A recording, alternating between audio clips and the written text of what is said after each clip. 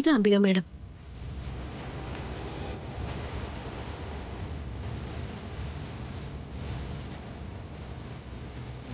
ഇതേ, ഞാൻ എന്റെ മകനെ നമ്മുടെ നാട്ടിലെ പ്രശസ്തമായൊരു ഹോസ്പിറ്റലിൽ പരിശോധിച്ചതിന്റെ റിസൾട്ടാ.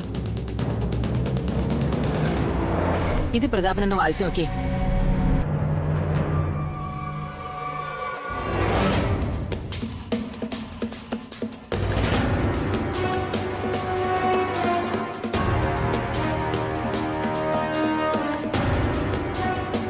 എന്താ വർമ്മ സാറേ? രാജു, ഈ റിപ്പോർട്ടിൽ പറയുന്നത് ദീപക് ഇമ്പോർട്ടന്റ് ആണെന്നാ.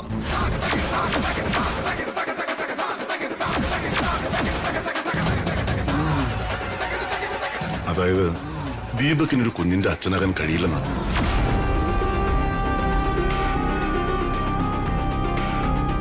ഒരു കുഞ്ഞിന് ജന്മം കൊടുക്കാനുള്ള കഴിവ് ദീപകിനില്ലെന്നാ ഈ റിപ്പോർട്ടിൽ പറയുന്നത്.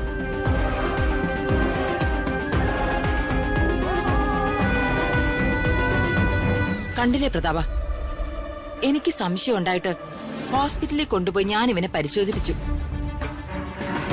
ഇവനെ പരിശോധിച്ചപ്പോഴേ ഡോക്ടർ പറഞ്ഞതാ, ഇവനൊരിക്കലും ഒരു കുഞ്ഞിന് ജന്മം നൽകാൻ കഴിവില്ലെന്ന്. പക്ഷേ ഞാൻ ഇവനെ വിശദമായിട്ട് പല ടെസ്റ്റുകൾക്കും വിധേയനാക്കാൻ പറഞ്ഞു. ആ ടെസ്റ്റുകളുടെ റിസൾട്ടാ ഇപ്പൊ നിന്റെ കയ്യിലിരിക്കുന്നേ.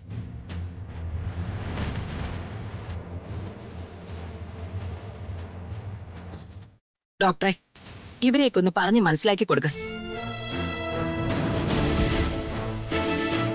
റിപ്പോർട്ട് വായിച്ചില്ല അംബിക മേഡം. അതിൽ കൂടുതൽ ഇനി മനസ്സിലാക്കാനൊന്നുമില്ല. അതിലുള്ളതൊക്കെ 100% സത്യമാണ്. ദീപകിന് കുഞ്ഞുങ്ങളുണ്ടാവില്ല. അതിനുള്ള റീസൺ ആ റിപ്പോർട്ടിൽ കൃത്യമായിട്ടുണ്ട്.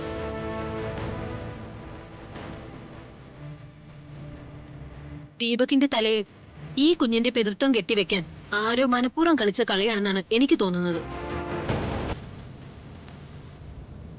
എങ്കിൽ പിന്നെ ഞാൻ ഇറങ്ങട്ടെ അംബിക മേഡം.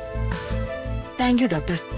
ഇവിടെ വരെ വന്ന് കൃത്യസമയത്ത് ഈ റിപ്പോർട്ട് എന്റെ അനിയനെ കാണിച്ച് എന്റെ മകന്റെ സത്യസന്ധത തെളിയിക്കാൻ മനസ്സ് കാണിച്ചതിന് ഒരുപാട് നന്ദിയുണ്ട്.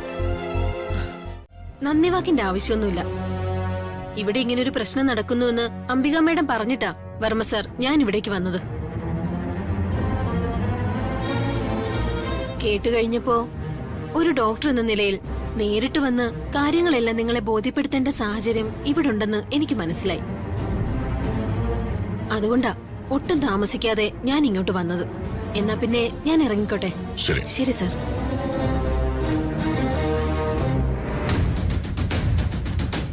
രാജു, എന്താ ഇത്? എന്താ ഇതിന്റെ അർത്ഥം? അതാ സാർ എനിക്കും മനസ്സിലാവാത്ത. ദിവ്യേ, എന്താ നിനക്ക് പറയാനുള്ളത്? സാറേ, എന്റെ മോളൊരു പാവ. അവൾ അങ്ങനെ കള്ളമൊന്നും പറയുന്നവളല്ല. ഒരു ചെറിയ കാര്യത്തിൽ പോലും അവള് കള്ളം പറയില്ല. നിങ്ങൾ ആരും ഇവളെ അവിശ്വസിക്കരുത്. അമ്മേ, ഇന്നത്തെ കാലം വളരെ മോശമാണ്. വലിയൊരു ഹോസ്പിറ്റലിൽ നിന്ന് ഒരു ഡോക്ടർ നേരിട്ട് കൊണ്ടുവന്ന റിപ്പോർട്ടായത്. എനിക്കിത് എങ്ങനെയാ വിശ്വസിക്കാതിരിക്കാൻ പറ്റുക?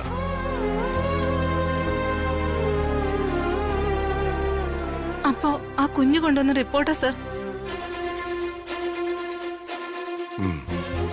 അതും ശരിയാണ്. ഒരു കാര്യം ചെയ്യാം, നമുക്ക് ഈ ചടങ്ങ് തൽക്കാലം ഇവിടെ വെച്ച് നടത്താം. സമാധാനപരമായി ഇനി എന്താ വേണ്ടെന്ന് ആലോചിച്ച് വീണ്ടും ദീപകിനെ ടെസ്റ്റുകൾക്ക് വിധേയനാക്കാം. അടുത്ത തവണ ടെസ്റ്റ് നടക്കുമ്പോ അത് എന്റെ നേതൃത്വത്തിൽ നടക്കും. അയ്യ സാറേ, എന്റെ മോളും കുഞ്ഞും ഇനി എന്ത് ചെയ്യും? ദിവ്യ തൽക്കാലം ഈ വീട്ടിൽ തന്നെ തുടരും.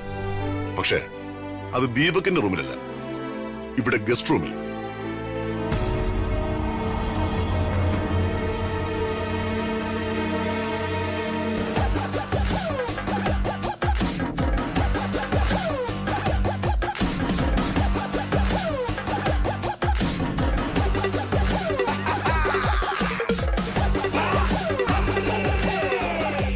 28 കെട്ടും നടത്തി എന്റെ മകന്റെ പേരിനോട് സാമ്യമുള്ള പേരും കണ്ടുപിടിച്ച് അതിന്റെ വാലില് അവന്റെ പേരും ചേർത്ത് കൊച്ചിന്റെ ചെവിയിൽ ഓതി കൊടുക്കുന്നത് അത് കാണാനുള്ള സന്തോഷത്തിലല്ലേടി നീ രാവിലെ ഹാളിലേക്ക് വന്നേ?